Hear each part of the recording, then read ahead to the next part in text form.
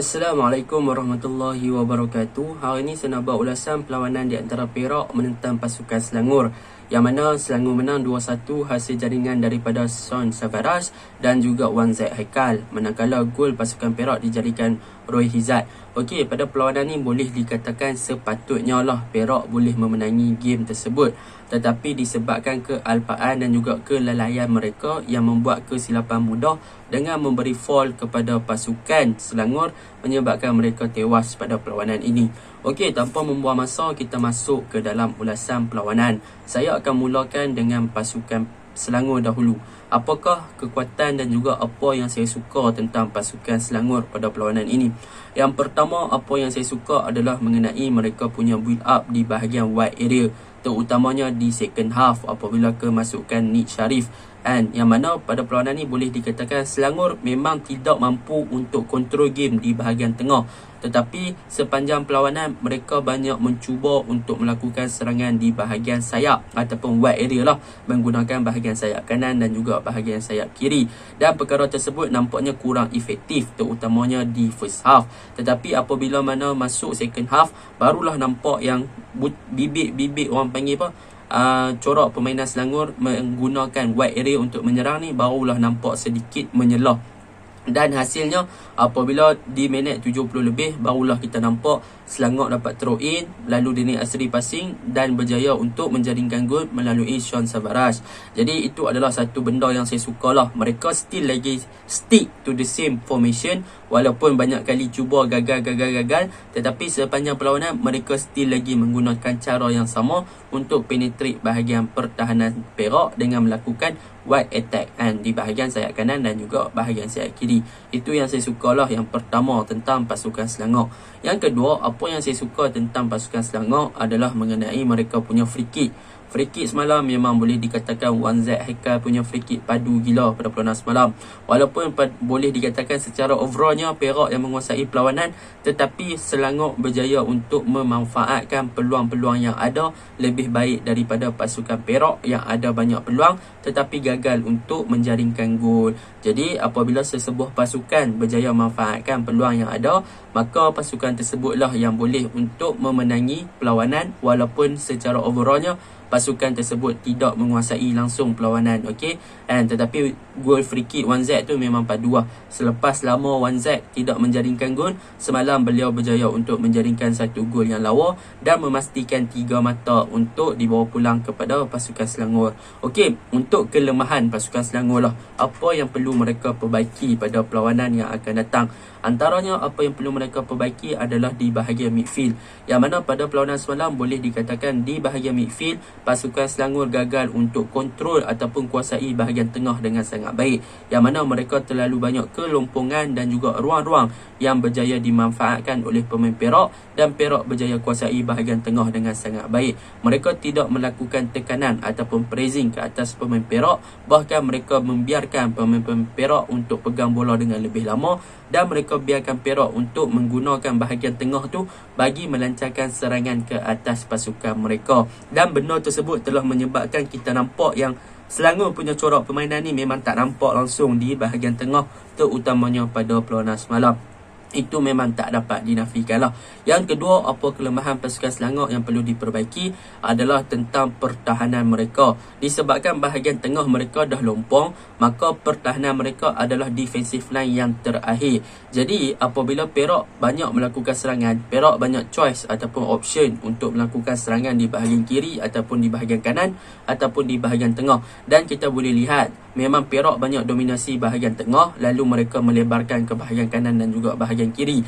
Tetapi apa yang menjadi masalah di bahagian pertahanan Selangor adalah mereka terlalu memberi ruang ataupun space kepada pemain-pemain sayap pasukan Perak untuk dominate bahagian sayap dan juga bahagian sayap kiri, sayap kanan dan juga sayap kiri, untuk melakukan penetration run dan juga banyak untuk tembusi belah sayap kanan dan juga sayap kiri untuk menembusi pertahanan Selangor. Dan perkara tersebut gagal untuk pemain-pemain fullback pasukan Selangor untuk halang ataupun melakukan tackle ataupun interception kepada pemain-pemain Perak di bahagian sayap. Benda tu sedikit sebanyak menyusahkan bahagian pertahanan Selangor lah. Sebab apa? Sebab mereka tak compact, mereka tak pressure dan mereka tak melakukan pressing. Dah tengah tak lakukan pressing ataupun tekanan, takkan defend pula nak lakukan tekanan kan. Kalau defend tiba-tiba nak melakukan pressing ganti tempat midfield, maka kelumpungan pula berada di bahagian pertahanan, lagi mudahlah pasukan Perak nak masuk. Dan tu sebab kita boleh tengok gol Perak yang terhasil pun adalah di bahagian kiri, tak ada orang pressing. Perak buat build up yang lawa, crossing masuk kotak penalti. Lepas tu goalkeeper pula buat masalah. Bola tu boleh tepih keluar bagi corner ataupun tangkap. Dia pergi tumbuk dengan tak yakinnya tumbuk, pergi masuk balik dalam kawasan sendiri, boleh gol. Dan itu kelemahan yang perlu diperbaiki oleh pasukan Selangor lah.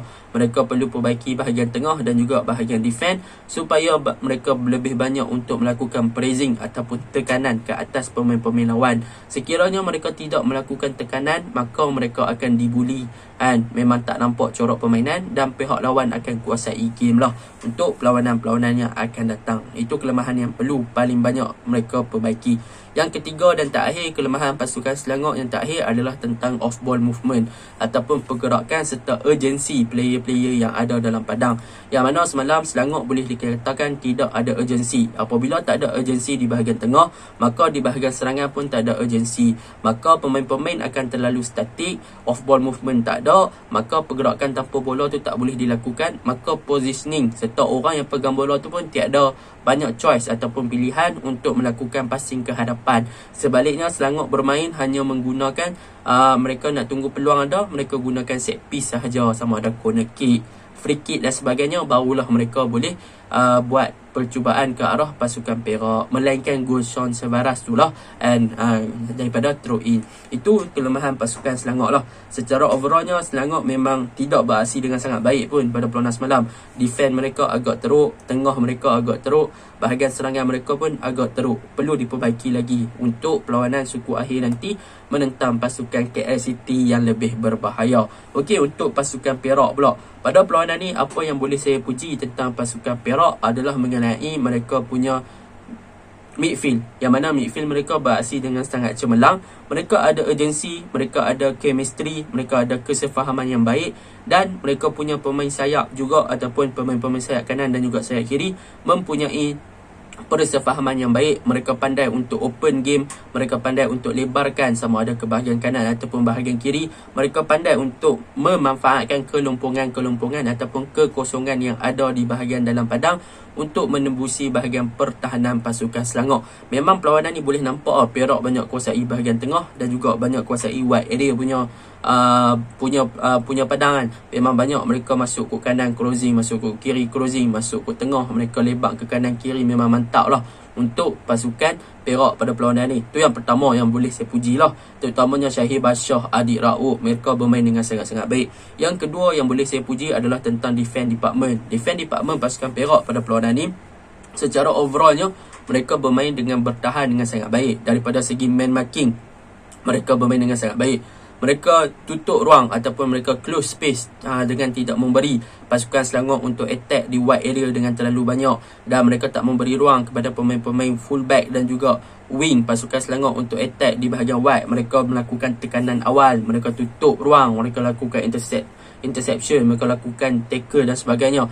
Memang padu lah defend department pasukan Perak. Tetapi disebabkan itu mereka banyak membuat kesilapan mudah. Contohnya mereka bagi foul dekat dengan kotak penalti, mereka bagi throw in dekat dengan kotak penalti, dan perkara tersebut berjaya dimanfaatkan oleh pemain-pemain Selangor yang ada kualiti daripada segi free kick, specialist dan sebagainya. Itu sahaja yang menyebabkan Perak kalah. Okey, untuk kelemahan pasukan Perak pada perlawanan ni boleh dikatakan mereka tidak terlalu, orang panggil apa, tidak terlalu bernafsu di hadapan gol.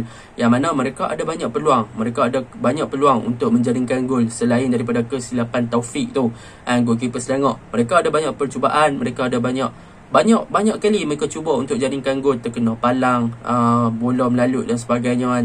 Tetapi apa yang boleh saya sampaikan di sini, finisher, mereka tiada seorang finisher yang mampu untuk sudahkan peluang-peluang yang ada tu dengan sangat baik. Kemungkinan besar sekiranya mereka sudahkan bola tersebut ataupun peluang-peluang yang ada pada berana semalam, Perak boleh menang lebih daripada 2 ataupun 3 gol lah. Sebab banyak peluang yang Perak ada tetapi gagal dimanfaatkan. Secara overallnya Perak bermain dengan sangat baik, tetapi sayanglah disebabkan kesilapan mereka sendiri memberi space dan juga memberi foul yang menyebabkan mereka kalah daripada segi free kick dan juga daripada bola throw in sahaja.